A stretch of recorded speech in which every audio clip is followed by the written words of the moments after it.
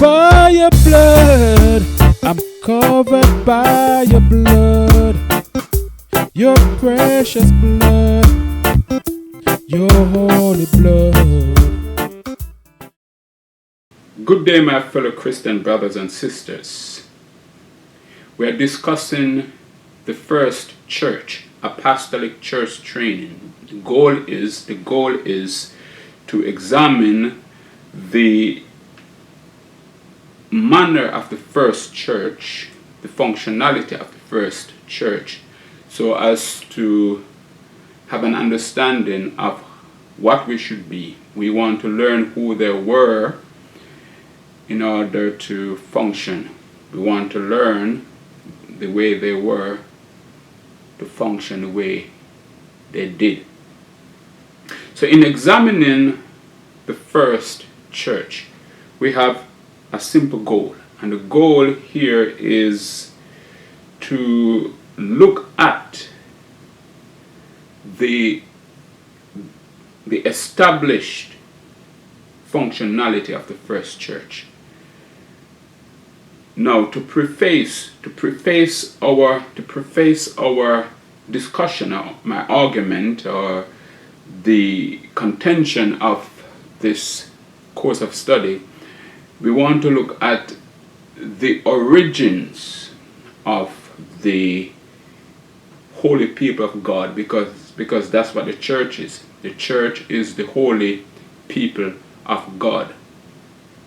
And when we talk about the holy people of God, we are looking at the creation of a nation. The Bible says that Peter said that 1 Peter 2:9, you are his holy priesthood, his holy nation. And Israel was God's holy nation. And before Israel, we had Adam and Eve in the Garden of Eden. So we are looking at the creation of a people of God, a people that God is pleased with, and how they function as a group from a societal standpoint. And this is the foundation or the basis of discussing the apostolic church. We have thus far looked at the state of the church, or one may say stating the problem of the church, which is one of abnormality when it comes to functionality. And if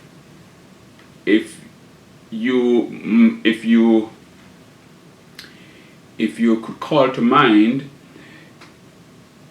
when you visited the doctor, your mother, your father, your brother, your sister, someone that you're close to, visit the doctor, and the doctor examines you. The doctor examines. Actually, what the doctor is looking for functionality. The doctor is looking at your body and to see how it functions. So if he listens to the heart, the kidney, the liver, the lungs, whatsoever he is looking at, she's looking at, it is to find out how it sounds against what is normal. So this is normal sound of the heart, of a lungs that work, and here's what is abnormal. You give urine sample, for example, so that they can check something of the body. They are looking for functionality. You see, what the doctors do, the entire medical establishment, the medical arena, medical profession is about learning the functionality of the human body so as to detect abnormality, or to detect something of the body, or one organ or a system that is not functioning according to what? According to normal. So they establish normal so that they can detect abnormality. And so in the same way, the Bible is a record of God's creation and when something went wrong and what the Lord has done to redeem it. So then, we are looking at the church and we preface our discussion of the state of the church.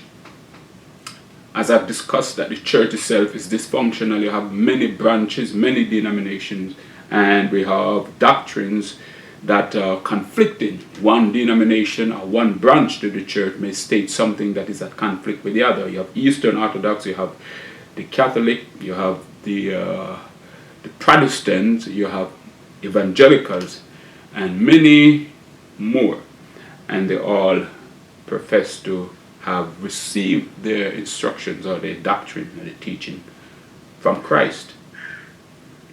So then let us examine, we're going to examine the church, the state, we're going to examine the church against it. We're going to do a juxtaposition examination where we put the church up as the normal, as the standard, as the benchmark, as the model. And then we look at the different denominations and to see how they're errant, the erroneous nature to their teaching, or what went wrong. Before we can do that, what I like to do is I like to preface our discussion by looking at the biblical order, what I call the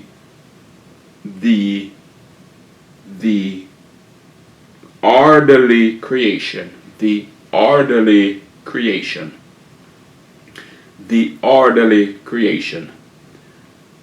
And the orderly creation has a godly functionality. The orderly creation of God has a godly functionality. And we're going to look at these models of godly creation of the Lord and these orderly creation of the Lord and their godly functionality, because each has a design functionality, or God created each to function a certain way, just like Tesla is created to function a given way, different from an automatic car, different from a combustible engine. You cannot attempt to drive an electric car, in the same manner as a combustible engine, or you cannot drive a stick shift like an automatic. You cannot expect God's kingdom or God's creation to function like something Satan created. What is the orderly creation of a given entity and how it is supposed to function? So we're going to look at the orderly creation and its godly functionality. And following that, we're going to talk about why a given creation or entity is dysfunctional. Something must have happened to have broken or break the creation itself, and that leads to abnormality or dysfunction. So some event or some person has to have broken, or some event or some person, some event or someone has to break the creation and subsequently its godly functionality. So let's examine. The first, there are four that we will examine. Four godly creation, or four orderly creation and their godly functionality. The first, the Garden of Eden. God created the heaven and the earth, and then he created Adam and Eve and placed them in the garden. Then that has its orderly functionality.